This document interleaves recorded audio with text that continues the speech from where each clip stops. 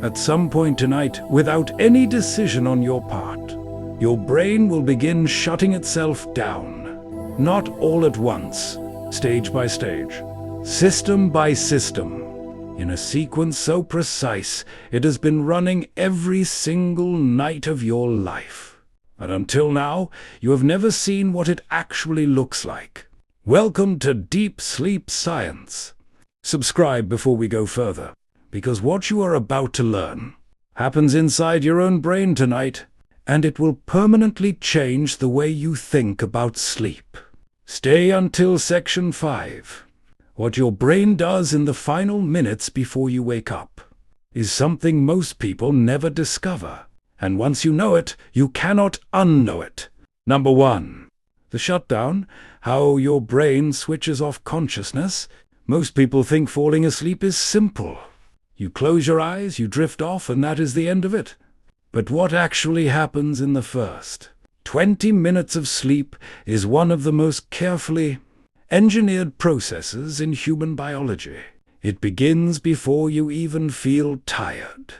As the light fades in the evening, a tiny region of your brain called the suprachiasmatic nucleus, no larger than a grain of rice, begins reading the light levels entering your eyes. When it detects the shift toward darkness, it sends a signal to your pineal gland to begin releasing melatonin. Not a flood, a slow, rising tide. Your core body temperature begins to drop. Your heart rate slows. The blood vessels in your hands and feet dilate, releasing heat from your body like a radiator preparing a room for sleep. Then, as you cross the threshold into sleep, something happens that most people never think about. The thalamus, your brain's central relay station for all sensory information, begins to close the gates.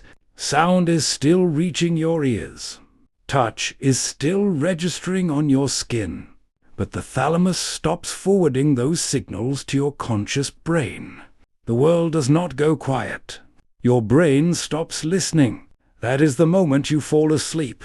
Not when the world disappears, when your brain decides to stop paying attention to it. Number 2. The cleaning. Your brain physically shrinks to wash itself. This is the part that stops most people cold when they first hear it. Your brain has no lymphatic system. The rest of your body uses the lymphatic network to remove waste. But your brain is sealed inside the skull, isolated from that system entirely. For most of human history, scientists had no idea how the brain cleaned itself. Then, in 2013, a team at the University of Rochester discovered something that changed neuroscience entirely. During deep sleep, certain brain cells called glial cells shrink slightly, opening larger spaces between them. The spaces between them open up, and cerebrospinal fluid rushes through those channels at a rate 10 times faster than it moves during waking hours, flushing out the metabolic waste that has accumulated in your brain all day. Among the waste being cleared, beta amyloid, one of the proteins strongly associated with Alzheimer's disease. Your brain runs a cleaning cycle every single night, and it can only do this during deep sleep, not light sleep, not dozing in front of a screen. Deep, uninterrupted sleep. The people who cut their sleep short, 5 hours, 4 hours, are not just tired the next day. They are leaving their brain uncleaned. Night after night after night. Number 3. The filing. How your brain moves everything you learned today into permanent storage. Every experience you had today, every face you saw, every fact you read, every skill you practiced, even briefly. Right now, while you sleep, your hippocampus is replaying those experiences, not randomly, in compressed, accelerated sequences. The same neural pathways that fired when you had those experiences are firing again, but sometimes 20 times faster than they did in waking life. With each replay, those pathways are strengthened. The memory is transferred from the hippocampus, which has limited capacity, to the cortex, where it becomes part of your permanent long-term knowledge. This is why sleep after learning is not optional. It is not rest. It is not recovery. It is the learned. The experience during the day is just the recording. Sleep is when the file is saved. Research from Harvard found that people who slept after learning a new skill were 30% better at it the next day than those who stayed awake.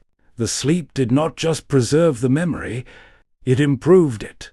Subscribe if you want to keep learning what your brain does every night, while you are completely unaware of it. Number 4. The paralysis. Why your body locks itself down every single night. When you enter REM sleep, the stage where most vivid dreaming occurs, your brain does something that sounds alarming the first time you hear it. It deliberately paralyzes your body. This is called REM atonium. A signal travels from your brainstem down to your spinal cord, actively blocking the motor commands that would normally move your muscles. You become, for the entire duration of REM sleep, physically unable to move your arms or legs. The reason is both elegant and necessary. During REM sleep, your brain is generating vivid, moving, sensory-rich experiences, your dreams. Without REM atonia, your body would act them out every single night. People with a rare condition called REM sleep behavior disorder lose this paralysis. They physically act out their dreams while asleep, running in place, shouting, throwing punches at the air, falling out of bed. The paralysis is the only thing standing between your sleeping body experience of whatever your brain is dreaming, the twitching feeling as you fall asleep, that brief, sudden jerk of a leg or an arm, is called a hypnic jerk. It happens at the exact boundary between wakefulness and sleep, a fraction of a second before the paralysis fully engages. Your brain is not malfunctioning. It is switching systems. Number 5. The signal, what your brain does in the final hour before you wake up. Most people think waking up is passive. The alarm goes off or the light comes in and you simply surface from sleep. But your brain begins preparing you to wake up almost 90 minutes before it happens, in the final stage of your sleep cycle. Your adrenal glands begin releasing cortisol, not in response to stress, but as a precisely timed biological alarm clock. Cortisol levels rise slowly and steadily. Your core body temperature begins climbing back up. Your heart rate increases. The muscle tone that was suspended during REM begins to return. Your brain's electrical activity shifts. The deep, slow delta waves of your heaviest sleep give way to lighter, faster waves. The thalamus, which spent the night blocking sensory input, begins reopening its gates. Sound starts to reach your consciousness again. Light through your eyelids begins to register. By the time you open your eyes, your brain has already been running its startup sequence for nearly an hour. You feel like you woke up. Your brain was already awake. Tonight, when you close your eyes, your thalamus will close its gates. Your glial cells will shrink and the fluid will flow. Your hippocampus will replay today's memories at 20 times the speed. Your brainstem will lock your body still while your mind travels somewhere else entirely.